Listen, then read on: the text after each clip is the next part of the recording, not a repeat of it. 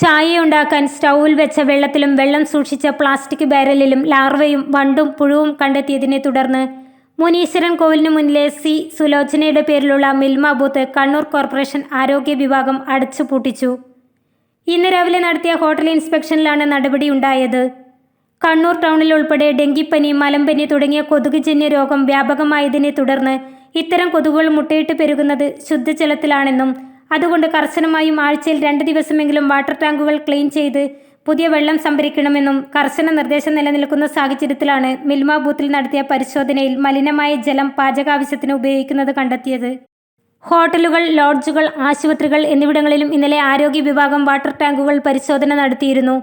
ചിലയിടങ്ങളിൽ water tank clean ചെയ്യാത്ത നിലയിലും വാട്ടർ ടാങ്കുകൾ മൂടിവെക്കാത്ത നിലയിലും കണ്ടെത്തി.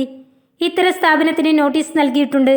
Senior public health inspector M Sudheer Babu, public health ഇൻസ്പെക്ടർമാരായ CR സന്തോഷ് കുമാർ, AV ജൂന റാണി എന്നിവർ പരിശോധനയ്ക്ക് നേതൃത്വം നൽകി. വരും ദിവസങ്ങളിലും വ്യാപക പരിശോധന നടത്തുമെന്ന് ആരോഗ്യ വിഭാഗം അറിയിച്ചു.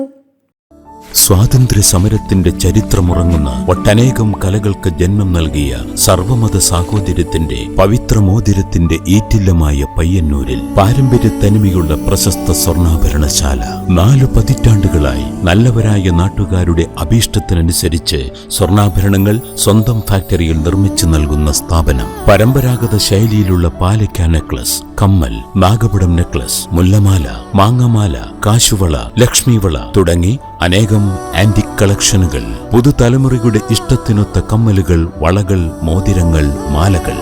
BIS hallmark jewellery, Appusons gold house, പഴയ bus stand Payyanur. Appusons kids jewellery, പുതിയ ബസ് സ്റ്റാൻഡ് പയ്യന്നൂർ.